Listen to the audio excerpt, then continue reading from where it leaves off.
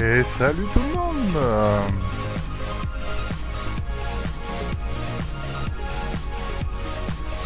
Hop, je vais tromper de scène.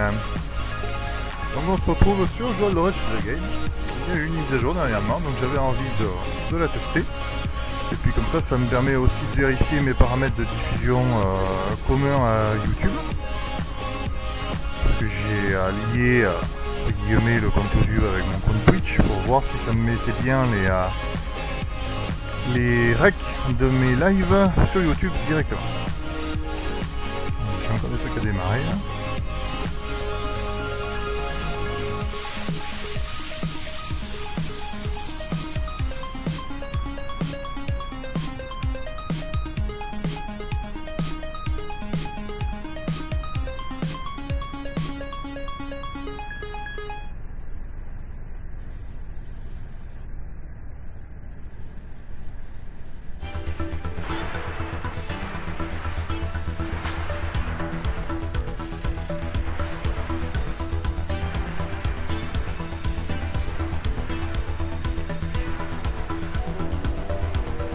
Donc là c'est une partie cheat, hein, bien entendu. Enfin cheat, oui, cheat, oui.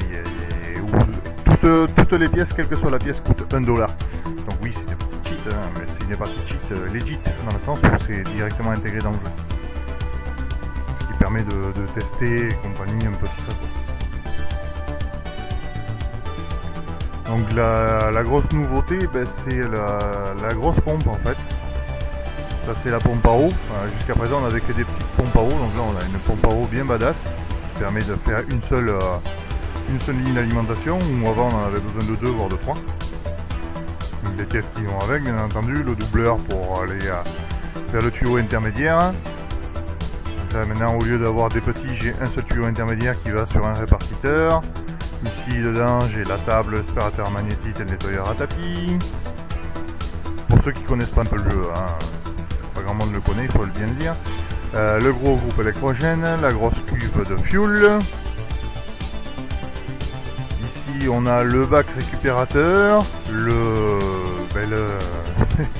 convoyeur à vendre tout simplement. Ça c'est le secoueur qui fait un premier tri. Ensuite ici on a des tapis, là on a un tremel qui fait un deuxième tri. Un tremel c'est un tapis tournant tout simplement. Ensuite on a encore des bandes et on a ici encore un autre séparateur. Puis on a encore ici d'autres tapis pour récupérer la moquette. Même chose que dans cela en fait. Et il y a un premier tri avec le shaker en haut. Deuxième tri avec le tremel. Ensuite on passe une première fois dans les tapis. Puis il y a un troisième tri. Puis on passe à nouveau dans des tapis. Donc ça fait 4 tapis par rampe, ça fait 8 tapis, plus 3 et 3, 6 et 6, 12 et 8, ça fait 20 tapis en tout à nettoyer. Donc c'est pour ça que j'ai le nettoyeur de tapis en haut, parce que sinon c'est un peu la galère. Ici on a l'évacuation des déchets, donc c'est pour ça que j'ai mis le tapis convoyeur juste en dessous, comme ça il récupère les déchets qui tombent là et après c'est évacué là-bas au fond. Et là, je vais vous montrer ça de suite parce qu'il se trouve que sur la partie sauvegardée j'avais un camion de chargé.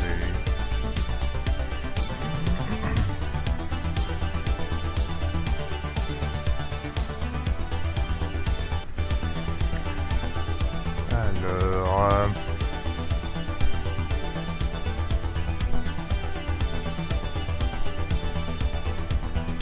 ah oui, je démarre le moteur si je veux avoir de l'hydraulique. Donc vous voyez, on vide là-dedans. Ça remplit ici les petits buckets.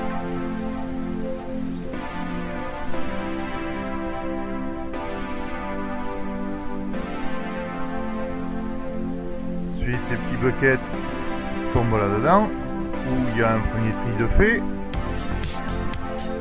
Ensuite ça part dans le tremel, etc. machin truc, et les déchets tombent ici, ça rentre dans le convoyeur.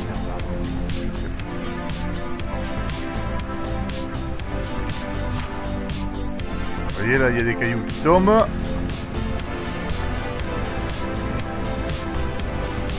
Ça tombe dans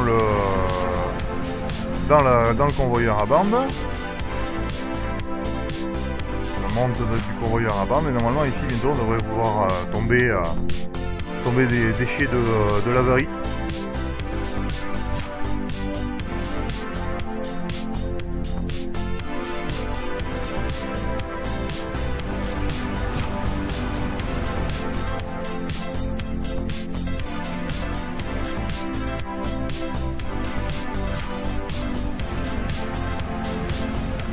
Merde.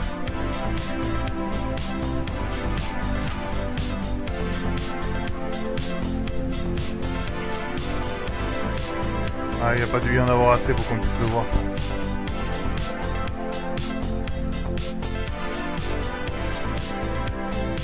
Donc voilà, bon, pour ceux qui l'auraient pas encore compris, hein, LOL.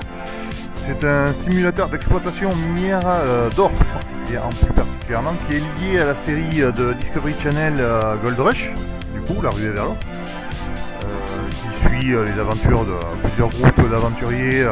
Au départ, c'était en Alaska, puis après, ça s'est un peu élargi, et bon, maintenant, ils suivent, je crois, 3 équipes. 2 des équipes originales plus une qui s'est rajoutée dans une saison, alors je sais plus laquelle parce que je les ai un peu lâchés sur la saison depuis que j'ai plus le satellite.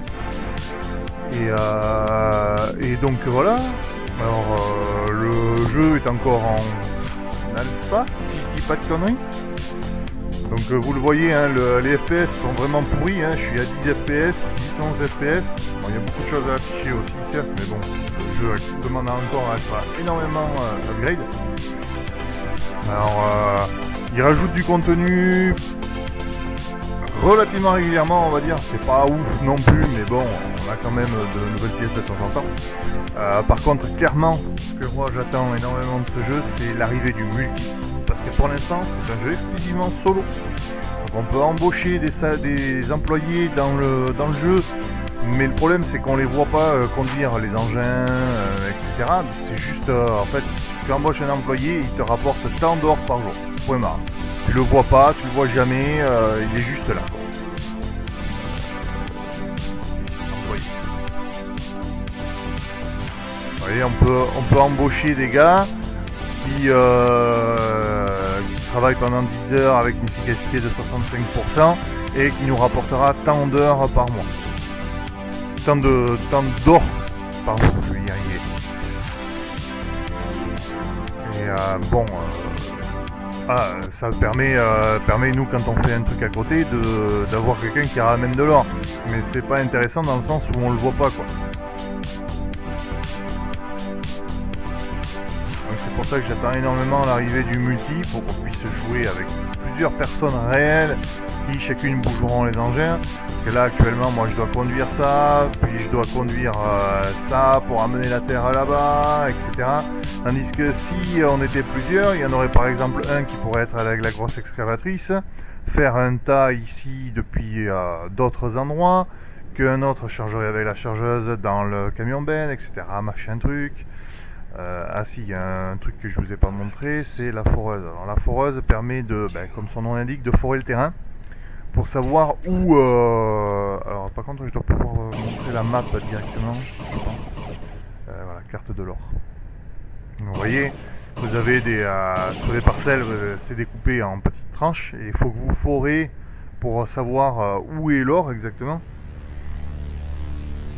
Alors là il faudra que je le refasse d'ailleurs parce que comme ils ont rajouté le truc de la profondeur, de la veine et de la quantité totale depuis que moi j'ai foré, donc il faudra que je refore.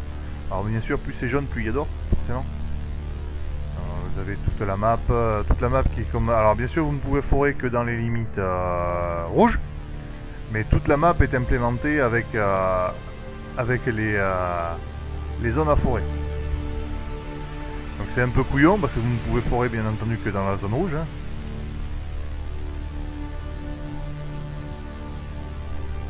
Donc voilà. Donc, il y a 4 parcelles qui sont de plus en plus grandes au fur et à mesure où vous allez. Bon bien sûr ils sont de plus en plus chers aussi. Mais bon.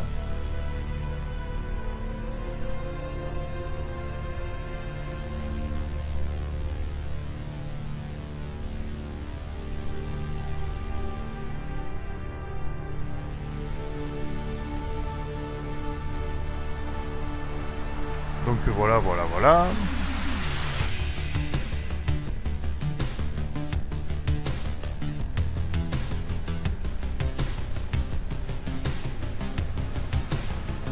Bon, elle a fini de bouger a priori.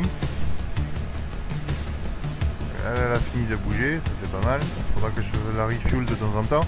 Ça c'est la remorque uniquement qui me sert à refuel le moteur de la bande. D'ailleurs que cette fois je vais penser à arrêter, n'est-ce pas?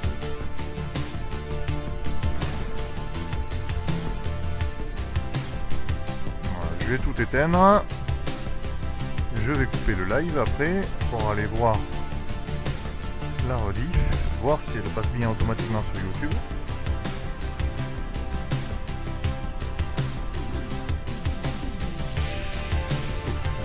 Ça, on va éteindre la pompe. Hop. J'éteigne lui aussi.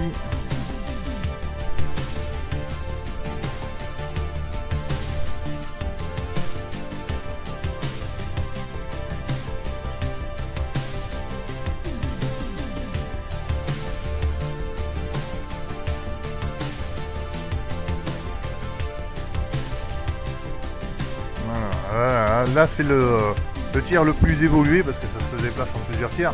Tiers 1, vous avez que ces petites rampes de lavage. Tiers 2, vous avez une installation mobile que vous pouvez déplacer sur la parcelle. Tiers 3, c'est ce tiers là mais avec des équipements moins évolués. C'est un tunnel moins perfectionné, c'est juste un shaker à la place du glaceur. Ici c'est de simples pompes, des doubles gigs je crois que ça s'appelle, avec le tapis, ça c'est le tiers 3 complet. Alors après vous avez un autre tremel, un autre shaker, ici d'autres appareils de tri, etc. Donc ça c'est le tiers le plus évolué, ce qu'ils appellent le tiers 5. On peut retrouver étape 1 le Hawkpan, étape 2 l'installation mobile, étape 3 grosse installation de lavage, et ensuite on passe sur tier 4 et tier 5.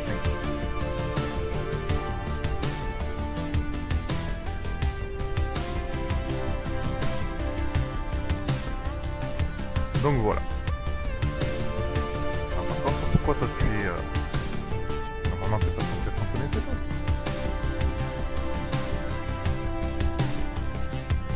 Ah mais pourquoi t'es pas en connecté toi? Si t'es en connecté.